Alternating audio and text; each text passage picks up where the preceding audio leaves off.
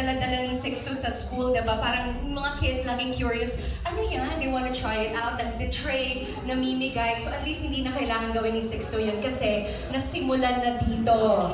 At maglalaro pa sila. Yes. Alright, Marian, for everybody here, we all know just how hectic ang schedule mo, malamang with everything that you're doing as a super mom. Pero, alam din namin na super hands-on mom ka.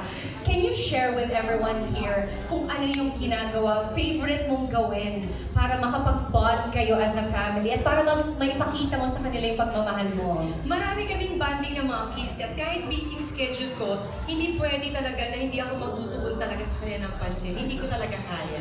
So talaga yun, ini-schedule ko lahat yan, inaayos ko. Yan, gusto-gusto namin nagka-craft kami. Tapos, mga ganito, actually, sobrang gusto ng kids to. Kasi, sabi na lang guys huwag yun